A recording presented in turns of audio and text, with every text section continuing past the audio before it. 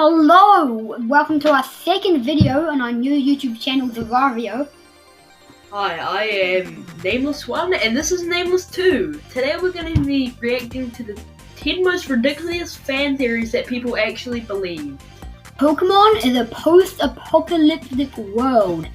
That is new. Maybe. This theory is a little intense, but it tries to explain how Pokemon came to be. Essentially, a nuclear war causes animals and certain inanimate objects to evolve into beings. Ooh, this is a cool one. That's why they evolve or something. Yeah. Oh, wow. That's Pokemon. That's cool. People and Pokemon coexist together. Over time, technology grows at an accelerated rate thanks to the operation of people and Pokemon. This theory is immediately disproved by the mere existence of Arceus, but continues to gain traction online in its fan forums. What if Arceus just became really powerful? Yeah, and everybody thought he was like this big spittle thing. Yeah, and then everybody just thought he was that. What if Arceus lies? But otherwise, this could be quite cool. Yeah, I do like this one. Yeah. That's cool. I see how it's not quite right, but... Yeah. Haunter killed Misty. This is a popular one. I have heard of this. Yeah, so this makes sense, because in the episode where they were trying to get the Haunter to beat Sabina, Misty got licked by a Haunter. It is Pokédex entry. It says you die. Yeah, and... You would not want to have a Haunter as a pet. So how is Misty... And also, alive? Why does licked only do 30 damage? Which they should. It should be a one shot. Haunter should have an ability where it's a one shot, where lick becomes a one shot, or it gets a special lick. The theory states that in these battles, Ash is hallucinating Misty's presence and is unaware of his actions. Nothing debunking it. This theory claims that Misty only appears as a ghost for a remainder of the series. All her battles after the fact, are actually being fought by Ash, who is using her Pokemon. The theory states that in these battles, Ash is hallucinating Misty's presence and is unaware of his actions. This is interesting. I haven't heard that end bit, but yeah. The one last thing, why would Ash choose to imagine Misty being so annoying? Yeah. Like, you could change Misty to be less annoying. Okay. Pokemon are digital. What? This I can see, because the main thing is TMs. Which, do you just insert them into your Pokemon? How do TMs work? And personally, I don't think of this as this. I think of TMs as being like a DVD, and you put it in a TV, and you get the Pokemon to sit there and watch an hour of them trying to perfect it. Also, this makes sense with Pokeballs. Yes, that does. Yeah, because they just shrink and then they turn into like red. And PCs, because the theory is that they become digital. So, wait, I just realized, does that mean for like trade evolutions?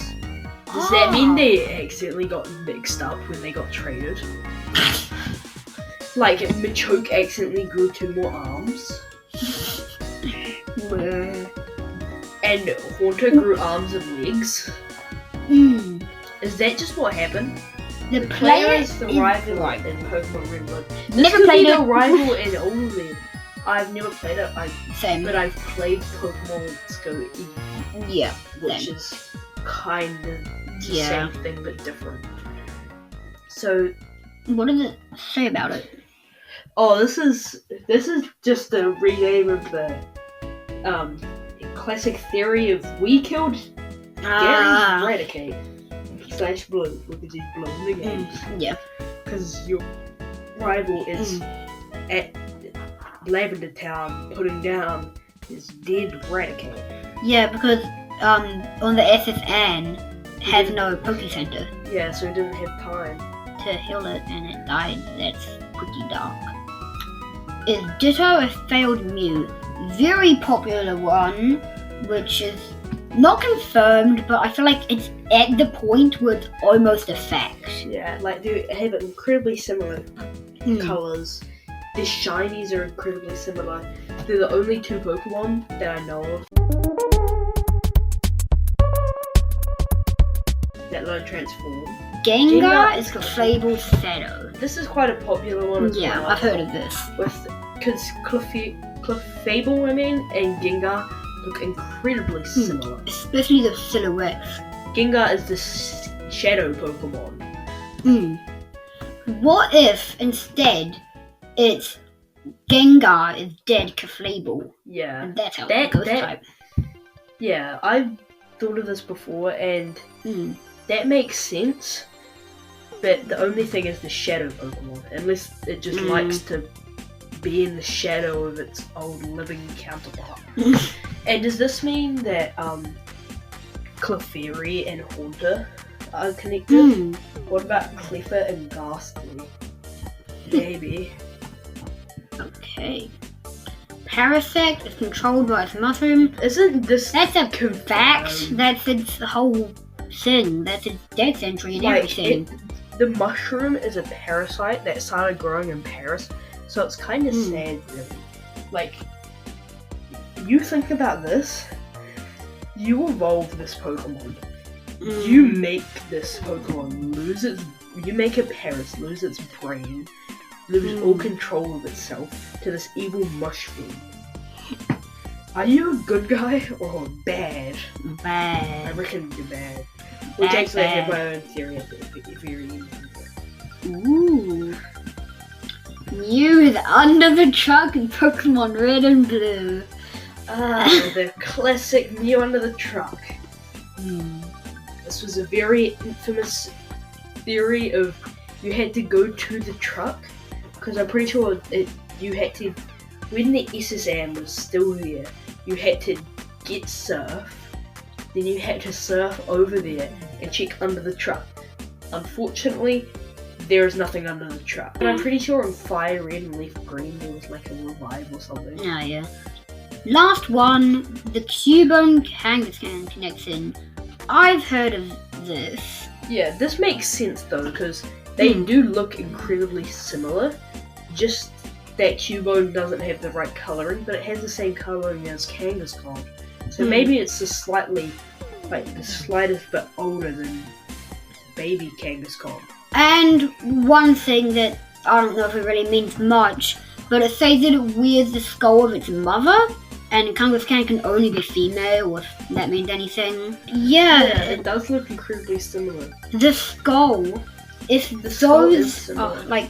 Just look at the shiny one over there, because that looks more like horns. And if I can get a picture of the baby here, that's pretty similar to Cubone. Yeah. It's got the belly and everything. Yeah. Yeah, as you can see, the skull toe things. The skull toe? and the toes. Yeah.